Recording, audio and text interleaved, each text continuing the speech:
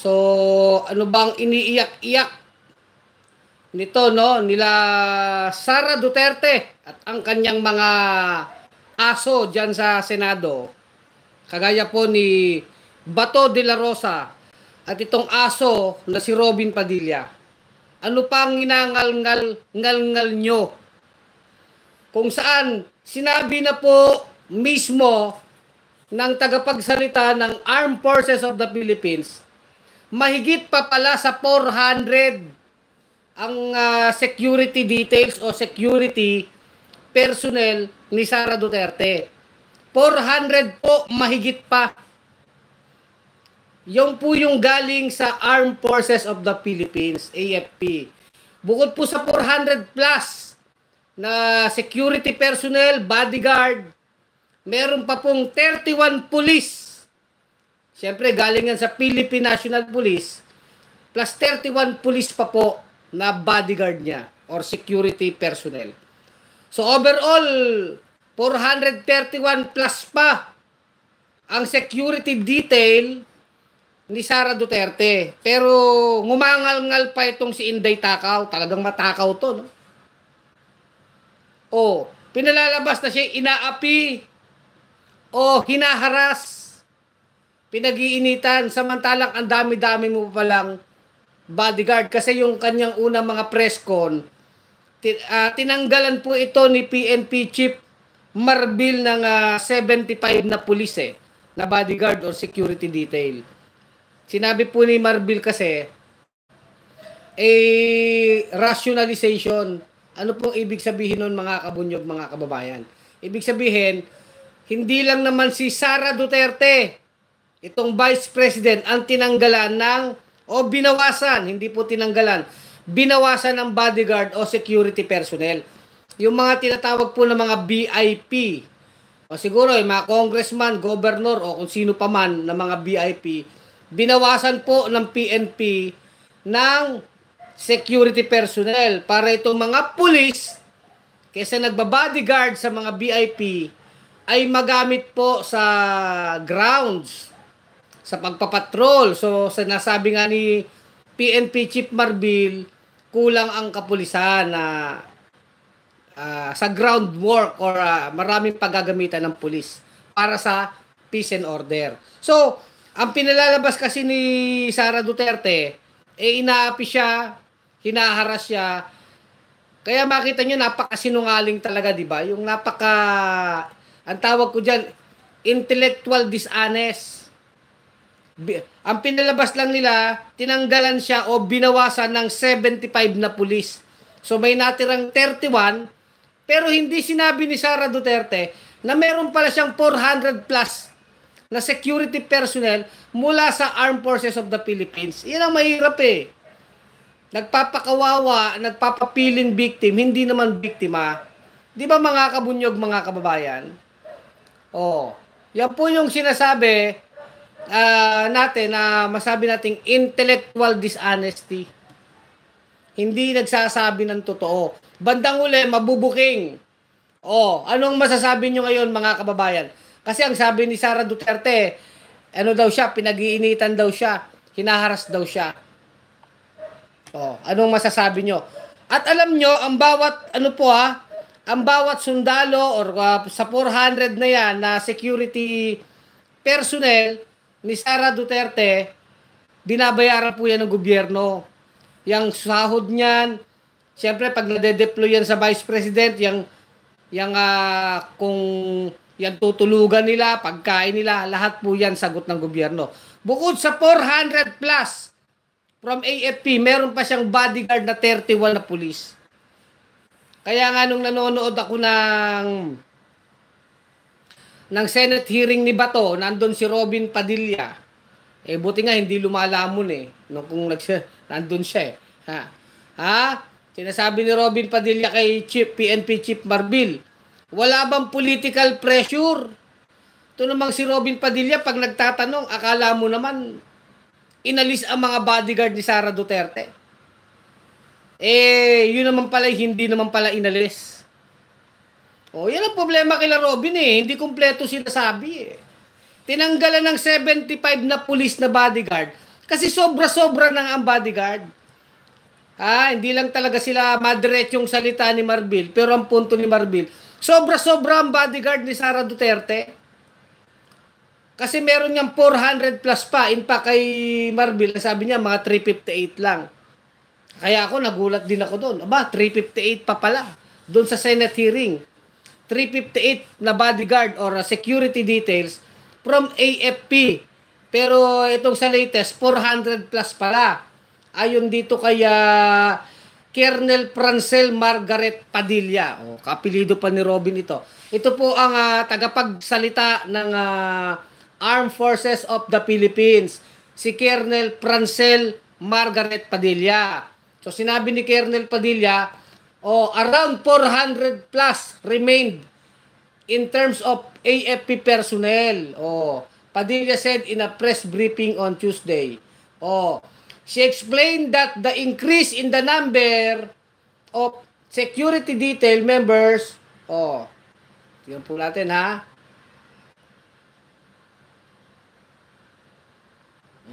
Para walang fake news. She explained that the increase in the number of Duterte security detail members was due to the fact that Vice Presidential Security and Protection Group is now under the Presidential Security Command. So, dumami pa nga eh. Kabaligtaran yung mga binawasan ng PNP, pero in fact, dumami pagdating po sa yung tinatawag na BP Security Protection Group na under na nga ng Presidential Security Command. Dati PSG lang yan eh. Ngayon, Presidential Security Command na. Dumami kasi 400 plus from AFP. Ibig sabihin, maaaring mga sundalo yan, mga marine yan, na naka-assign po sa security ni Sara Duterte, Inday Takaw, Inday Lustay, si Inday Pasyal-Pasyal. Ang kapal ng mukha mo talaga, Inday. Tapos magdadrama ka na inaapi ka. Sinungaling ka, Robin Padilla. Ito din si Bato, isa rin tong sinasabi ni Bato sa hearing. Sabi niya, pwede ba ibalik mo ang mga security na taga Davao? Ngayon, ibalik mo yung gusto ni Sara. 31 na pulis na naiwan pa. Dapat daw mga taga Davao yung kakilala ni Sara. Di okay. Pero wag niyong palabasing inaapi si Sara Duterte. Mga hunghang kayo. Abusado. Sinasabi nga tinatanong, ano bang tingin nyo, calculation nyo kay Sara Duterte? Sabi ni Marbil, wala naman pong imminent security threat, meaning talagang may banta. Dalawa yan imminent security threat, tsaka yung isa, perception, di ba? Anong tawag doon? Perceptive. Yung isa kasi talagang natural yan. Pag Vice President yan, may threat yan. Pero sinasabi ni Marbil dito, in essence, sapat na ang bilang eh. Yun yung ayaw komenta ni Bato eh. Sinabi ni Marbil nun, 358 pa po yung sa AFP. Walang comment si Bato. Binabaliwala niya yung 358. Nagpo-focus sila dun sa 75 pulis na tinanggal. Walang yakang Bato ka. Buti kung pera nyo yung pinapasahod dyan, pera ng taong bayan yan. Buti sana kung may silbi ang Vice President na yan. Wala namang silbi. Wala namang silbi. Nagwawaldas pa ng kwarta ng bayan. Tapos may ganyan pang kadaming security. 400 plus na po, plus 31 sa pulis. Di 431. Ang sabi pa dyan, 400 plus. Ilan pa yung plus bukod sa 400? Plus 31 pulis. Di sa natin, 431 plus na. Kulang-kulang 500 na. Hindi pa ba sapat yan?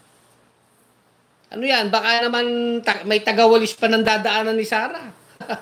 Matindi na yan, di ba? Yan po ang point dyan. Yan. Sana malaman to ng ating mga kababayan. Anong masasabi ng mga DDS ngayon? Inaapi ba? Hindi. Maliwanag 400 plus na bodyguard.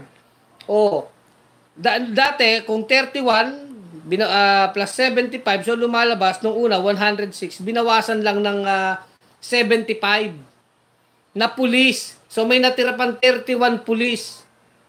31 pulis plus 400 sa AFP. Masama pa ba ang bodyguard yan? Tapos sasabihin ni Sara, parang inaapi siya. Sinungaling talaga, di ba? Napakasinungaling.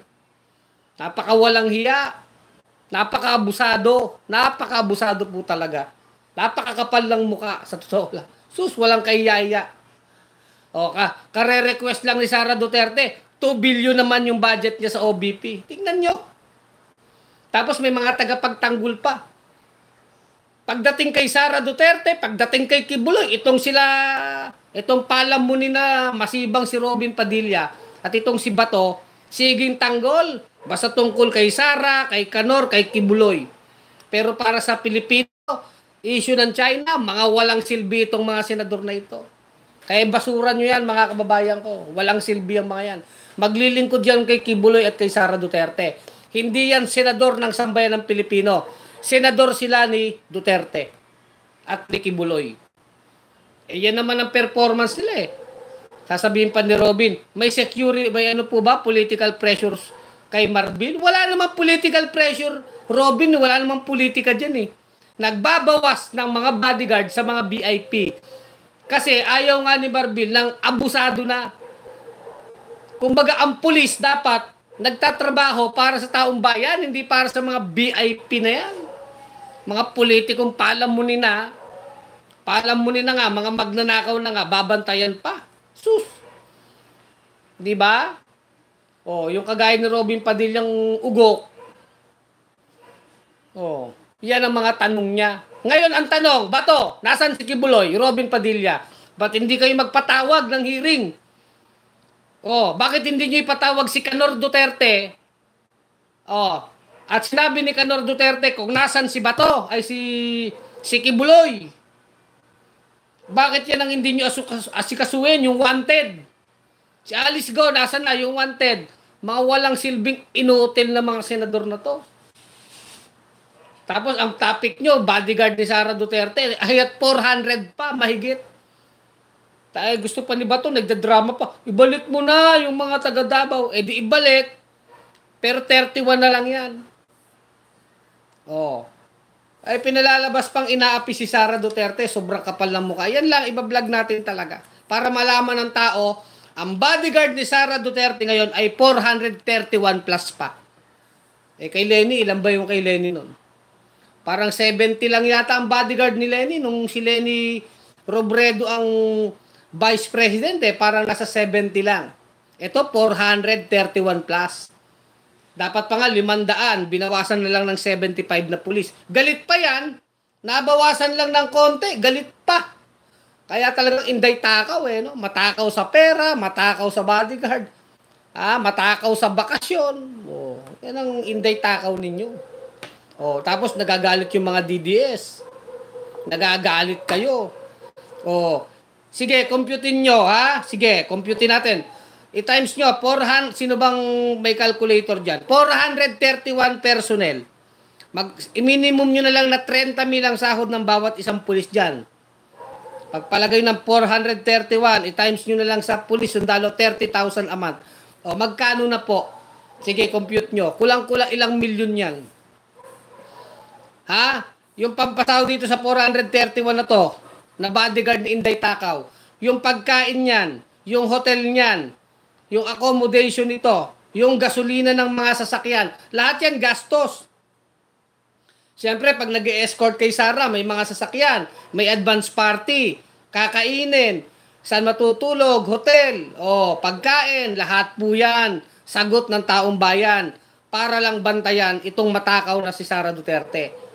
Na 75 lang ang kinaltas na bodyguard, umaatungal na.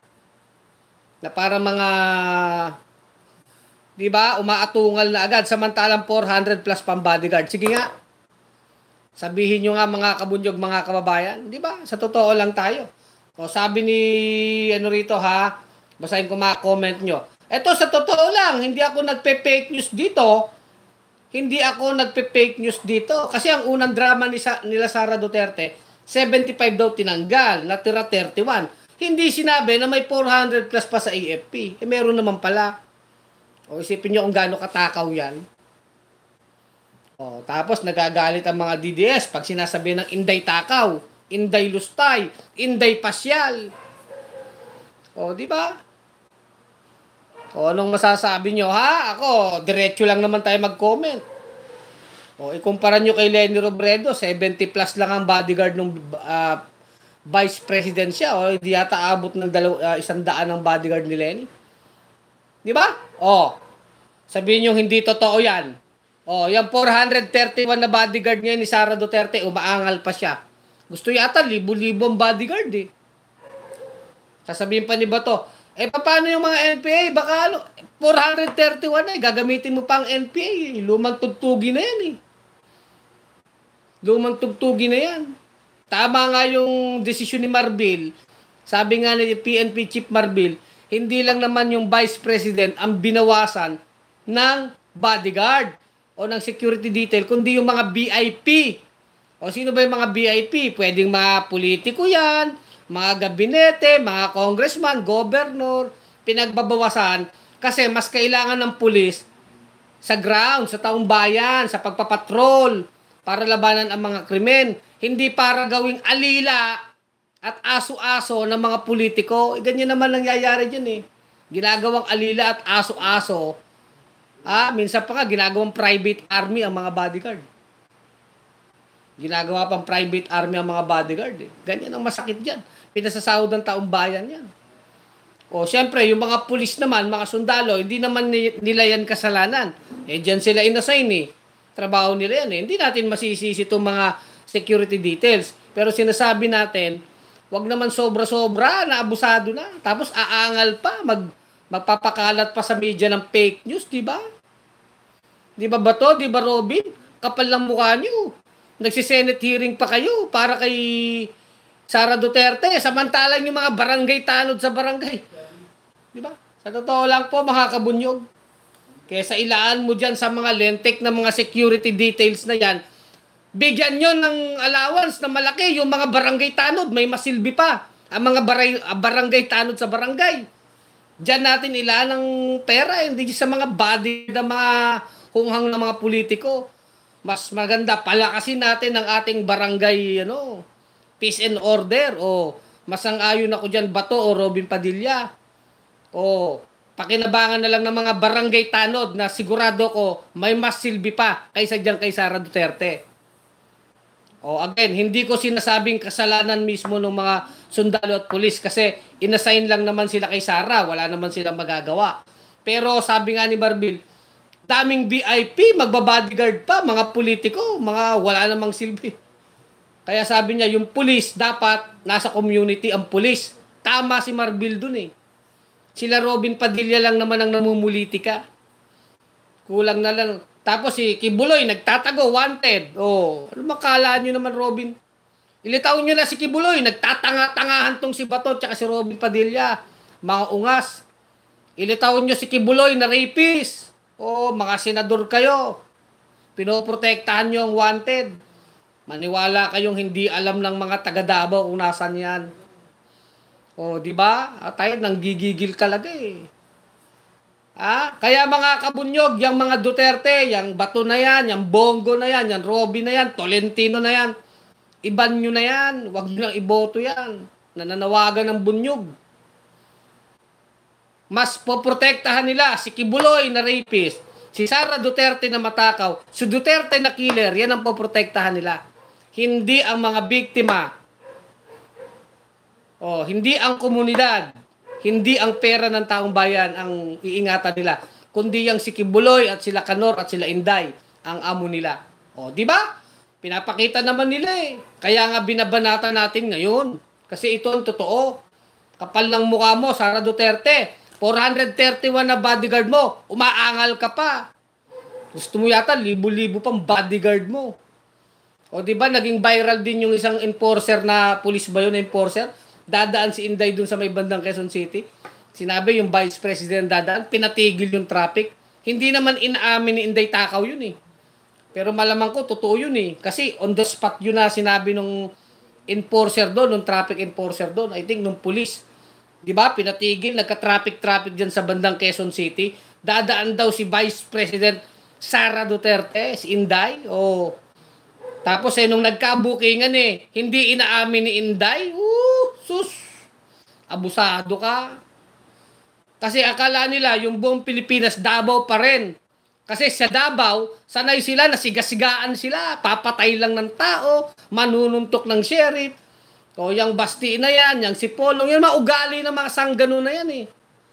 O, akala nila yung buong Pilipinas, hawak nila, Davao City pa rin. O, ngayon, naboboljak sila. Kaya mga kababayan, yung mga panatiko ni Duterte, maawa kayo sa bayan. Ngayon, nabubuking. Kada humihiris Inday, puro kapalpakan eh. Tapos ngayon, 2 billion ang hihilingin sa vice, yung niya. 2 billion ang hinihingi. Kapal ng mukha mo. Samantalang sa panahon ng bagyo, namamasyal ka sa Germany. Dapat yan, yun eh. I-boycott ng mga congressman yan. Tanungin yan, ipatawag yan.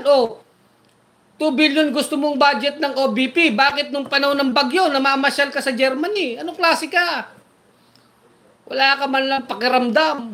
Tapos ngayon, binawasan ka lang ng 75 na bodyguard na pulis, galit na galit ka. May natira ka pa palang 431 na bodyguard, hindi mo sinasabi. Kundi pa nagsalta ang AFP, di ba? Nakita nyo kung gaano kakapalang mukha? Anong tawag nyo dyan? Mga DDS, anong tawag nyo dyan? Anong tawag nyo dyan? Ang daming nangangailangan ng pulis. Kaya nga sabi ko, kung kaysa gastusin sa mga VIP, na yung pondo na yan, ipunin nyo, baka bilyon-bilyon na yan.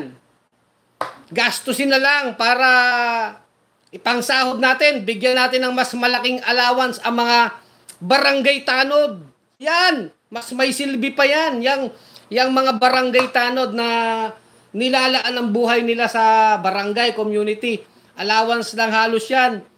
Sa kape, sa gabi, ang mga barangay tanod, libreng kape lang yan, tsaka konting tinapay sa mga barangay nila.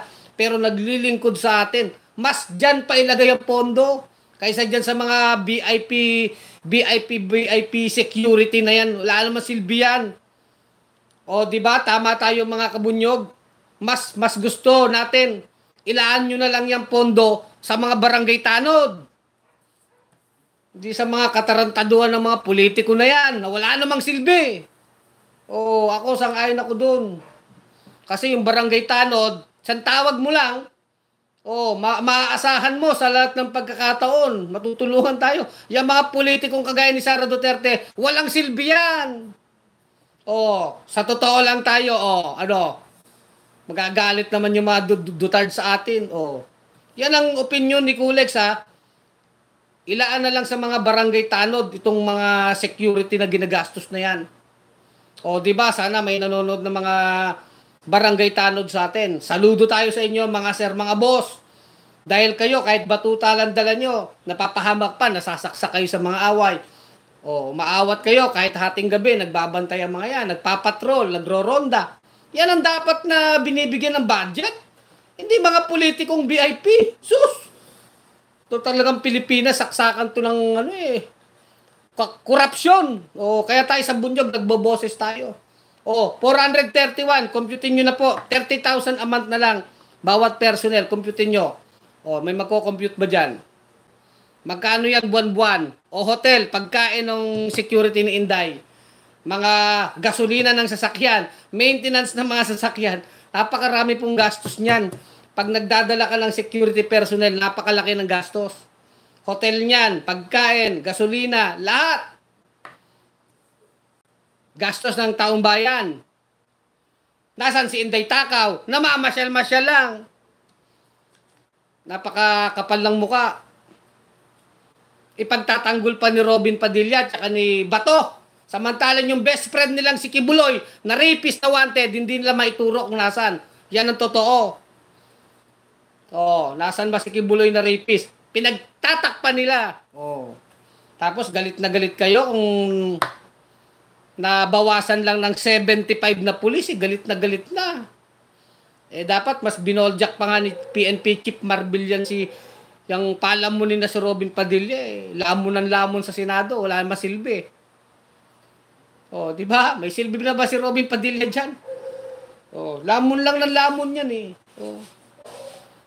Kaya mga kababayan, matuto din tayo. Sa totoo lang. Ako, ito, opinion ko lang talaga. Sa totoo lang, yan naman ang nangyayari. Wala naman akong sinasabing kasinungalingan dito. Wala akong sinasabing kasinungalingan. Oh. 'Di ba? Tapos nagagalit sa atin ng mga dutards. Ang mga tatanga-tanga. Oh, hindi uubra sa bunyog ang mga nagtatanga-tangahan. Hindi uubra sa amin 'yan. Puputulin namin yung mga kamangmangan, di ba? Putol. Oh. Ako talaga sinusupalpal ko ng katotohanan yung mga tatanga-tanga dyan eh. Okay lang talaga kung naluko. Pero yung nagtatanga-tangahan, alam naman ang totoo, alam naman ang tama, hindi ginagamit ang utak. Oh, di ba? Alam naman ang tama, pero nagtatanga-tangahan kasi panatiko ni Duterte, panatiko ni Kibuloy. Mas kinakampihan ng rapist kaysa sa biktima. Saan ka nakakita ng ganyan? Mas kumakampi sa nanggahasa ng bata kaysa sa biktima. Mas kumakampi sa rapist na si Kibuloy kaysa dun sa batang nagsalita sa Senado. Yan sila Robin, sila Bato, sila Tolentino, si Bongo, yan sila Duterte. Yan ang kakampi ng rapist. Only in the Philippines nangyayari yan. Oh, di ba? Oh, di ba mga Dutards? Mas kampi kayo sa rapist. Parang wala kayong mga anak na babae, asawa nyo, ina nyo, kapatid nyong babae, kaibigang babae. Wala. Kampi kayo kay Kibuloy kasi kampi kayo kay Duterte. Nakakapangilabot po ang inyong konsensya. Oh, yan ang totoo. Isusupalpal ko sa inyo yan. Oh, hanggang matulog kayo. Kakampi kayo ng mamamatay tao at ng rapist. Oh. Paano nyo tinatanggap ng konsensya nyo yan? Habang may mga batang babae na nasira ang buhay dahil sa demonyong si Kibuloy, na kinakampihan ng mga demonyong Duterte, na kinakampihan ng demonyong si Bato, demonyong si Robin, sila Cynthia Villar, mga demonyong nagkakampihan. Nagtatago, hindi makakuha ng katarungan kahit rapist na. Saan kayo nakakita ng ganyan? Ha? Oh, kampi-kampihan kayo, di magkampihan kayo. Basta tayo sa bunyog, maliwanag ang ating posisyon. Talagang pag may mga hahambalusin natin ng katotohanan. Kagaya itong ginagawa ni Sara Duterte. Binawasan lang ng 75 bodyguard kung makaangal na. Kala mo naman pera niya. Diyos ko, kadami-dami ng nilulustay na pera. Mula pa sila mayor ng Davao hanggang naging presidente si Duterte. Formally, kontrata ni Bongo sa kanyang mga tatay at kapatid doon. Kinuha lahat ng kontrata ng tatay ni Bongo hanggang dito sa bodyguard ni Sara. Confidential fund. Ay sus! Oh, ano? Mayroon bang kasinungalingan akong sinasabi? Wala! Lahat ito katotohanan. Oh, nasaan si Kibuloy na rapist? Oh, yung mga tagapagtanggol ng rapist dyan, mahiya kayo. Titignan nyo yung nanay nyo. May kapatid kang babae, tagapagtanggol kayo ng rapist? Ano klase ka? Makakaharap ka pa ba sa nanay mo o kapatid mong babae? O kaibigan mong babae? Kung pinoprotektahan nyo si Kibuloy, kinakampihan nyo si Duterte, ano klase kayong tao? Yun lang. Yun lang. Hanggang matutulog kayo, sasaksak ko sa baga ninyo yung konsensya nyo. O, makinig kayo sa Kulets Vlog. Walang matinong taong kakampi sa rapist. Oh, sinong kakampi sa rapist? Di mga siraulo. Oh, biro mo rapist kakampihan nyo? Oh. At ang mga nagpoprotekta sa rapist ay kakampi ng rapist. Si rapist, si Kibuloy. Di ba mga Dutards? Oh. Diyan tayo. Oh, diretsuin ko kayo. Ano yan, sa Pilipinas nangyayari to. Kaya itong ginagawa nila Sara Duterte, nagsisiga-sigaan pa din sila. Hindi na. Sang-ayon tayo sa ginawa ni PNP Chief Marbil. Oh, tama yan. Nirelieve nila yung mga pulis sa Davao. Bakit nirelieve? Ayaw lang diretsuin eh. Kaya nirelieve ang mga opisyal sa Davao ng mga pulis kasi impluensya ni Duterte. Hawak ni Duterte sa leeg ang mga pulis na yan. Kaya yan tinanggal sa Davao, inilipat ng ibang lugar. Para yung pulis doon, hindi maging hawak nila Baste. Yun po yun eh. Para makatarantaduhan, once and for all, maputol na. Oh, di ba? Yun yun. Wala na may ibang rason yan. Oh, meron bang iba? Wala. Oh, nagagalit ang mga Dutards. O di magalit kayo, pinapalamon ko lang kayo ng konsensya, pinapalamon ko kayo ng katotohanan. Sa ayaw at sa gusto nyo, tama yan, yung mga Dutards dito nakikinig sa vlog natin. Para kahit papano, binubuhusan ko ng konsensya. Kumbaga sa demonyo, nasepian kayo ng demonyong espiritu ni Duterte at Kibuloy, winiwiskan ko kayo ng holy water. Demonyo, lumayas ka sa utak ng mga Dutards. Ha? O, di ba? O, yan ang gusto ng bunyog ni Kulex. Kampihan natin kung anong mabuti at tama. O, kaya pinapalayas ko ang demonyo sa inyong utak. Kayo'y na demonyo na ni Kibuloy at ni Duterte. Kaya nagkaganyan kayo. O, di ba? Kampihan niyo yung rapist na yan. Wanted yan. At ang bunyog, si Kulex Soliman, ako, mas naniniwala ako sa biktima kaysa dyan kay Kibuloy, kay Duterte. O, dito rin kay Sara Duterte. Para sa akin, ito'y pang-abuso. O, kinumpute nyo na ba? 431 bodyguard, security personnel. Times nyo na lang sa 30,000 per month na sahod. Magkano na yan buwan-buwan? Ang ginagastos, security pa lang ni Sara Duterte. Ikumpara nyo sa nararanasan ng mga barangay tanod sa barangay. O, sige. O, sige. Ako, sang-ayon ako. Ilaan ang budget sa mga barangay tanod. Kasi ang barangay tanod may silbi yan. Nakakatulong yan sa atin, direkta. Yan ang maganda. Hindi yung magiging bodyguard, ang pondo, pinambabayad lang sa mga bodyguard ng mga VIP na mga politikong magnanakaw. Mas gusto kong magkaroon ng ginhawa ay mga barangay tanod natin. Yan ang opinion ko. Yan ang opinion ko. O, di ba? Totoo? Di ba? Mas tama yon. O, yan. Magagamit ng tama ang pera ng taong bayan kasi nailalaan mo sa tama. O, di ba? Kaya nga, halimbawa sa pondo, bakit mo ibibigay ang mga budget ng congressman, mga pang operating expense nila, pampasyal-pasyal nila, ang daming mga ospital na dapat ayusin, mga eskwela, hindi dapat doon. Pero wala eh. Kaya dapat ang bunyog magkaroon ng boses sa kongreso. Kasi tayo yung inisip natin, ano bang mabuti para sa lahat? Yung makikinabang tayo lahat. Hindi lang itong mga magnanakaw na politiko na to. Sobra-sobra na sila. Sa lahat ng aspeto naman eh, pag nakita nyo eh. Kaya tayo sa bunyog, talagang araw-araw tayo nagbablog, dinudurog natin hanggang marinig tayo ng taong bayan. Sinisiksik natin na sinisiksik. No, di ba? Ganyan ang vlog ko eh. Kaya dito, daming galit na galit sa akin. Magalit man kayo, at least, naririnig nyo, totoo. Wala akong halong pagpapakunwari dito.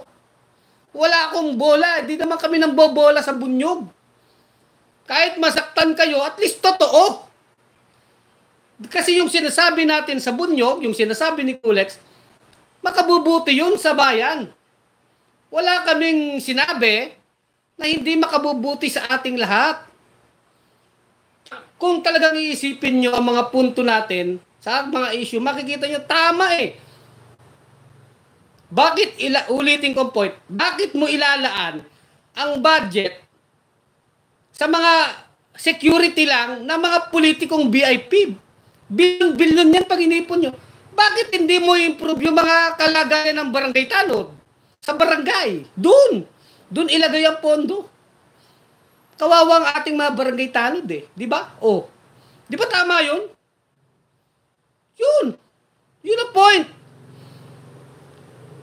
Tama. Di ba? Ewan ko lang kung may kukontra. Sus, ang dadami ng pera ng mga politiko na yan, bibigyan pa natin ng bodyguard. Tayo pang magpapasahod. Taong bayan pang magpapasahod. Ang dami na nga nilang nananakaw. Pati bodyguard. Ikakarga sa taong bayan. Di ba? My God. Di ba mga kababayan kong Pilipino, gumising tayo. Tama naman yung ginawa ni PNP Chief Marbil. Saludo sa'yo, Chief PNP. Madami siguradong sinagasaan yan si Marbil. Marami mga gobernador, mayor, congressman nagalit dyan. Kasi binawasan niya ng bodyguard.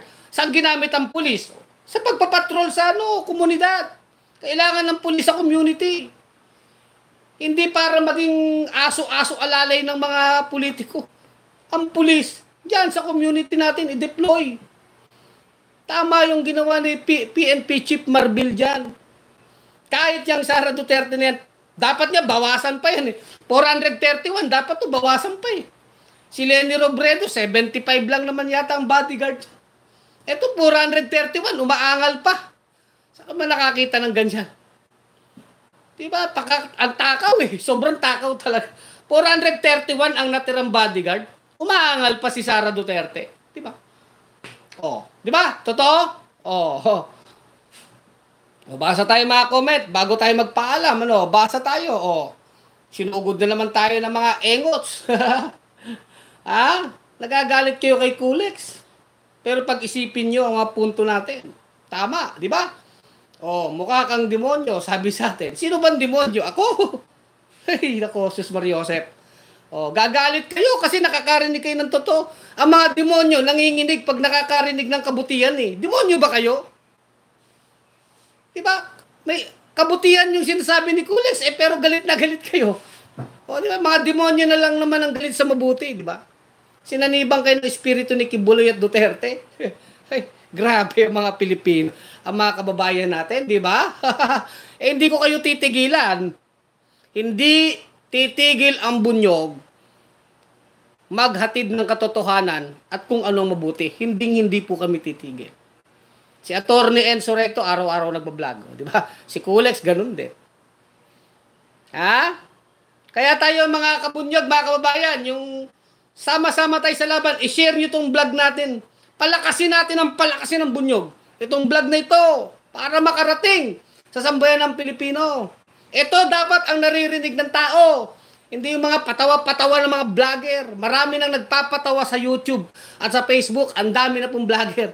Mga sa TikTok, nagpapatawa. Sobra na ang entertainment. Kailangan natin ng matinong usapan, yung diretsuhan. Itong katotohanan na to, dapat tong marinig ng mga Pilipino para hindi tayo naluluko. I-share nyo itong ating vlog, mga kababayan ko. Kasi ito'y totoo. Ito'y mabuti. Oh, hinahamon ko kahit sino sa debate. Napakasimple ng logic natin. Oh, kahit sino dyan, kahit sino pa dyan, paano matatalo ang ating argumento? Ang sinasabi natin ay tama, totoo eh. Oh, di ba? Bakit mo, again, itong ano ko, wag nang ibigay sa politiko ang budget na yan sa mga VIP. Ibigay yan sa barangay. Oh, sa mga tanod, yun. Masang-ayon pa ako. Oh, sabihin dito, adik ka ba? Oh, kita nyo na. Eh, wala eh. Hindi nyo kayang tumanggap ng kabutihan at katotohanan. Oh, pero deep inside, alam nila, tama sinasabi ni Kulex at ng bunyog. Alam nyo yan sa sarili nyo. Hindi nyo lang matanggap. Oh, di ba? Hirap bang tumanggap? Oh, ganun lang talaga yan eh. Pero alam ko naman, sangayon kayo kay Kulex. Alam ko yun. Hindi nyo lang matanggap. Oh, di ba? Eh, ganun talaga yan. Pero darating ang panahon, alam ko, maisip nyo, tama naman si Kulex eh. Tama naman eh. Sobra-sobra itong mga politiko na to eh. Puro sa kanila ang pabor. Pa-hotel nila, panggasolina nila, pambayad nila sa opisina, pambayad nila sa bodyguard, sa taong bayan. Ano na pupunta sa taong bayan? Wala. Halos wala na. Gusto ba natin yun? Di ba? Yan. Ang bunyog, nagtatanggol tayo para sa taong bayan eh. O, di ba? O, ang dami. Ang bilis kasi ng comment section. Di ako makabasa ng comment section. O, teka lang. Magbabasa ko lang ano. Teka ha, sinugod tayo sa comment section eh. O, daming nanonood sa atin. O, anyway, ang topic naman natin yung bodyguard ni Sara Duterte, no? O, so hanggang dito na lang ang ating vlog. Kulex Soliman, ang malupit sa katotohanan sa bunyog pagkakaisa. Mga kabunyog, mga kababayan, tuloy ang laban. Bunyog, halikan na kasama ka. Bunyog, kapag buklod ay may pag-asa. Luzon, Visayas, Mindanao, isa ang pananaw. Sa bagong Pilipinas ang bunyog isisigaw. Bunyog, bunyog.